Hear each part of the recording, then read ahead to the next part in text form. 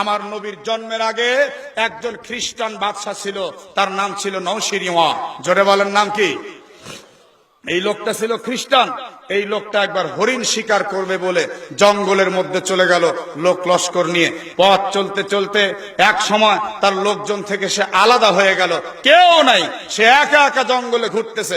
ঘুরতে ঘুরতে কোনো কুল কিনারা না পেয়ে শেষ পর্যন্ত তৃষ্ণার্ত হয়ে মরার চিন্তা করতেছে, কোথাও আর পানি পাচ্ছি না, এখন আমাকে মরতেই হবে। হঠাৎ করে নজর পড়েছে জঙ্গলের মধ্যে একটি ঝুপড়ি ঘর।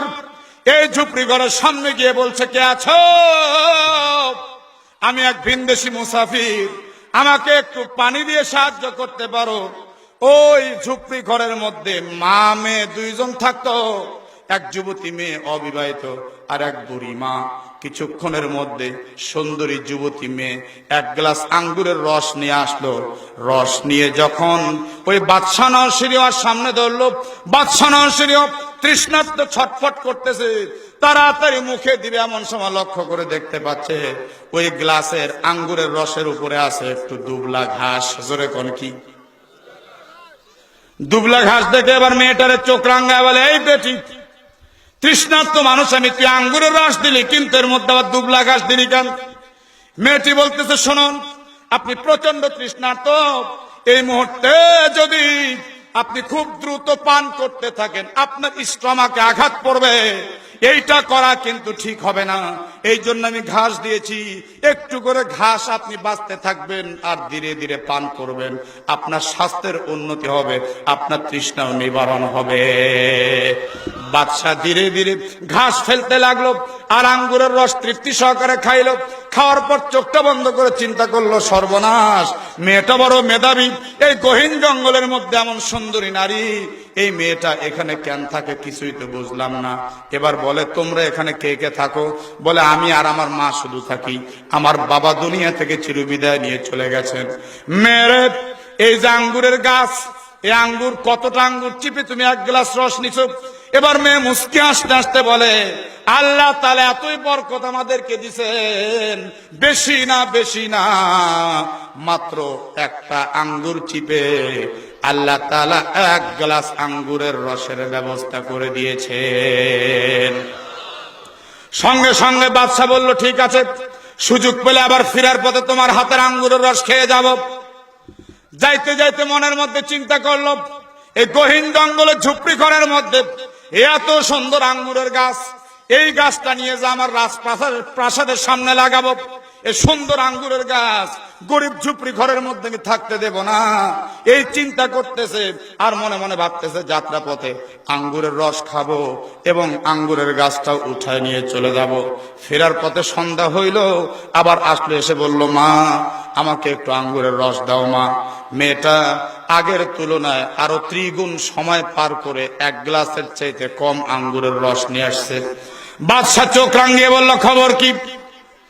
প্রথমবার আমি আঙ্গুরের রস, আমি তৃষ্ণার্ত পানি চাইছিলাম, মুহূর্তের মধ্যে তুমি আমাকে এক গ্লাস আঙ্গুরের রস দিলাম, এইবার তুমি আরো 3 ডবল সময় বেশি লাগায় এরপরে আরো পরিমাণে কম রস আনলা, ঘটনা কি?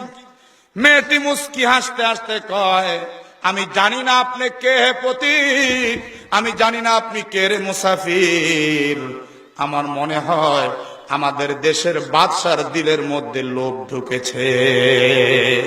সুবহানাল্লাহ কর না কেন? এই লোকটা যে বাদশা তা কিন্তু বলেনি। মেয়েটা বলছে, আমার মনে হয় আমাদের দেশের বাদশার দিলের মধ্যে লোভ ঢুকছে।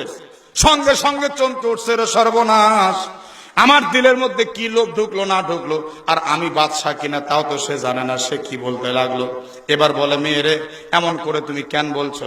আঙ্গুরের রস কম আনছো কেন তাই বলো। বলে, আমরা শুনছি, ঈসা রুহুল্লাহর মুখেও শুনছি, পর্যায়ক্রমে পণ্ডিতদের মুখেও শুনছি, দেশের নেতার দিলের মধ্যে যখন দুনিয়ার লোভ ঢুকে যায় আল্লাহ তাআলা তখন দেশের রিজিকের ভিতর থেকে বরকত উঠায় নেন। কথা কন না কেন, ঠিক কিনা? বন্ধুগণ আমার, ভাইরা আমার, এবার মেয়ে ডাক দিয়ে বলে, আমি জানি না আপনি কে, অনেক কষ্ট করে এবার ত্রিগুণ আঙ্গুর চিপে চিপে এইটুকু রস হইল, আপনি মেহমান, আপনাকে দেরি করাতে পারবো না, এই না আঙ্গুরের রসটুকু আপনি খাইয়া নেন।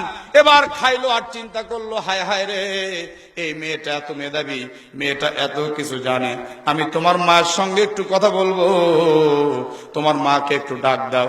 বুড়ি মারছে লাঠি ভর করে, মা গো, জঙ্গলের মধ্যে আপনি থাকবেন না, আপনি ইঞ্জিল শিক্ষা দিবেন, দিন শিক্ষা দিবেন মানুষকে, আমার রাজপ্রাসাদের সঙ্গে আপনাকে একটা বাড়ি বানায় দেব, ওইখানে থাকবেন আর মেয়েদের মধ্যে দিন শিক্ষা দিবেন। দিন মা মেয়েকে রাজপ্রাসাদের পাশে ঘর করে দিল, দিন শিক্ষা দিতে লাগলো। পরবর্তীতে একদিন মা মেয়ে দেখতে পায় যেই লোকটা আঙ্গুরের রস খাইছিল এই লোকটার কেউ না, এই লোকটাই তো বাদশাহ নওশেরিওয়া। আমার ভাইরা রে, একটা খ্রিস্টান মানুষ কিন্তু তার আদর্শের মধ্যে কোন রকম ত্রুটি নেই। কিয়ামত পর্যন্ত বাদশাহ নওশেরকে সম্মানের সাথে আজও পর্যন্ত সম্মান দিয়ে মানুষ স্মরণ করে।